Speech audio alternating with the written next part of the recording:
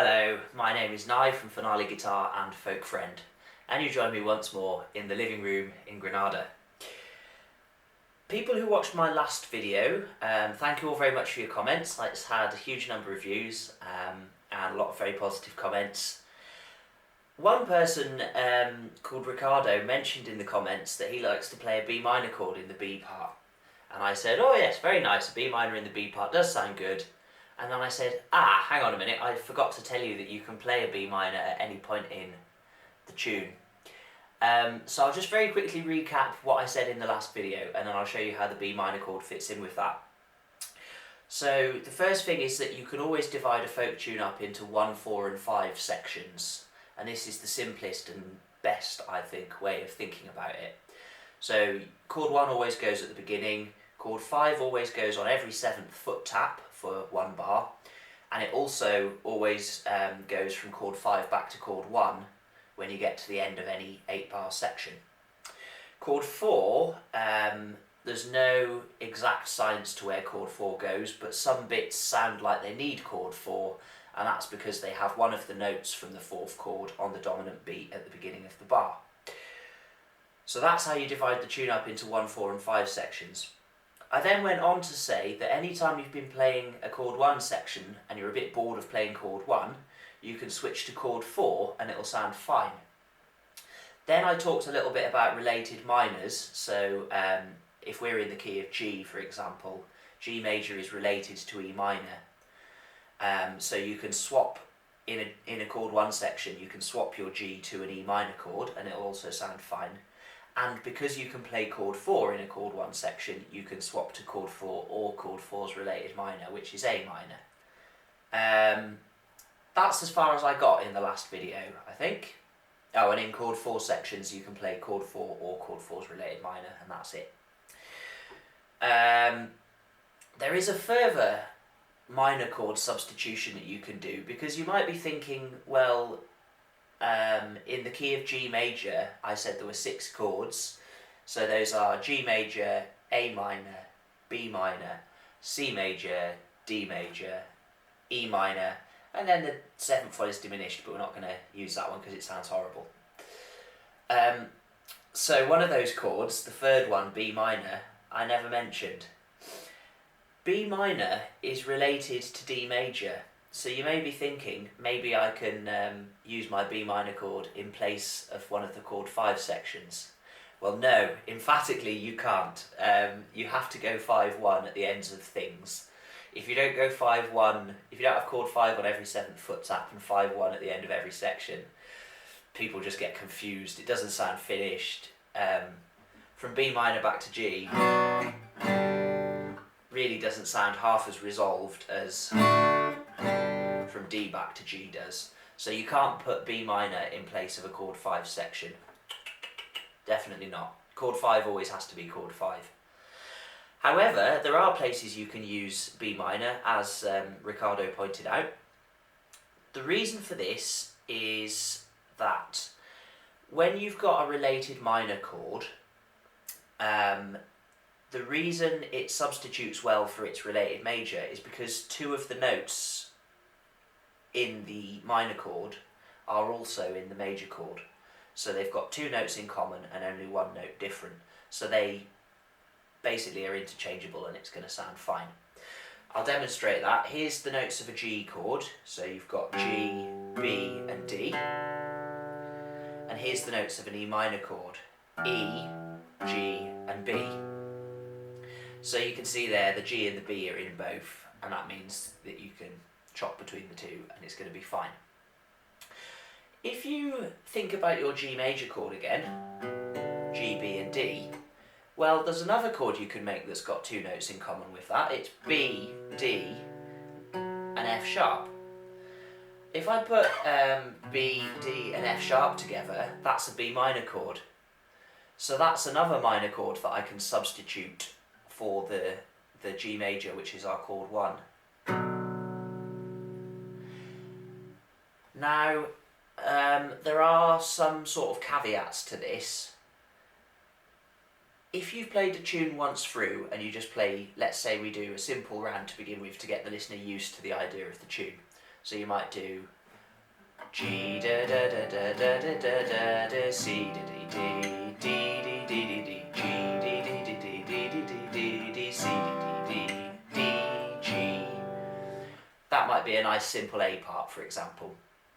The second time through that, I might want to give it a more minor-y flavour so that it feels like as the tune evolves it's telling some sort of story, you know. So maybe like the mariner was out on the ocean, everything was going well the first round of the tune, they're out fishing, they're having a lovely day. Oh no, a giant kraken has attacked, E minor, da, da, da, da, da. But we fought it off and things were okay, you know. It's that kind of effect that you get by subbing out a related minor for the first chord of the tune, and you can do that and it's okay. With the B minor instead of the E minor, if I want to sub for the minor which is up, you know, the minor that's the higher minor, if you like, so if I want to sub for the chord that's 2 up through the scale from my normal major chord, so in this case B minor instead of G major, you can't just jump straight in with it like you can with the related minor. If I started the A part on a B minor chord, it would be confusing, whereas starting the A part on a E minor chord just sounds like a sad version of the A part. So what you do, you start on G, da da da da da, then you put your B minor in, da da da da, and then you carry on, da da da da da da da da da da da da da da da da da. So yeah, it's a substitute you can do, but you have to put the major chord that you're subbing it for in before it, because otherwise it's a bit confusing for the listener. Let's talk about chord 4 as well. If there's a chord 4 section, so let's do like the start of the B part, for example, where it goes da da da da da da da da da da da da da da da da. Chord 4, you can substitute it for its related minor, which is 2 steps down the scale from it. You can also do the same kind of substitute that we've just done here, because a C major chord, C, E and G, well, E, G and B is an E minor chord, so which means I can substitute a E minor chord into a chord 4 section. So this is a kind of minor that's 2 up the scale substitution. I should really come up with a catchy name for these, shouldn't I? I'll have a think about it. Post one in the comments if you've got any ideas. So again, you can't just start the B part on an E minor chord. You have to state the C major rather first, because it's a chord 4 section. But then you can jump into your E minor because it is a valid substitute for a C. So I'll do that. I could do the B part like this, and then back to G, chord 5 for the 7th foot tap,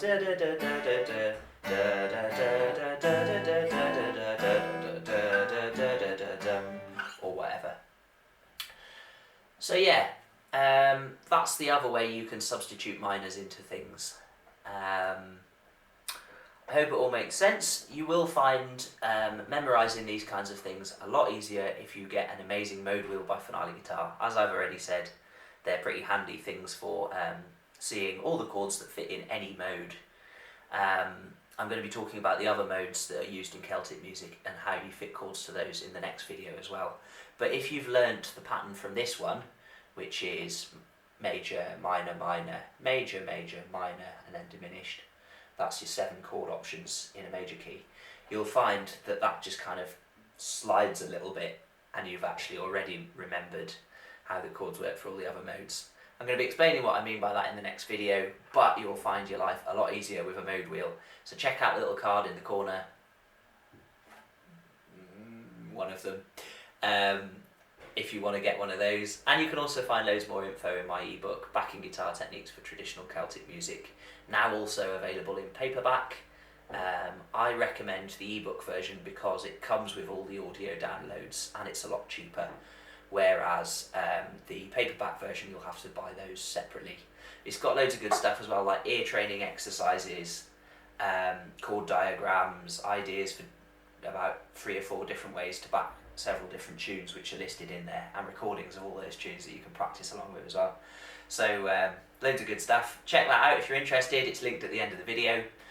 Hit the subscribe button and tap the little bell next to it to be notified when I release more videos. I've got loads of stuff coming out very soon, including a series of ear training exercises and hopefully a new game which I've invented, which I'm still tinkering with, but it's going to be a really useful little tool to train your ears to pick out the right chords and know what mode you're playing in and stuff like that. And hopefully a lot of fun to play with as well while we're all bored at the moment. Anyway, thank you for watching. I'll be back very soon, and if you've got any ideas for more videos, post them in the comments. Cheers guys!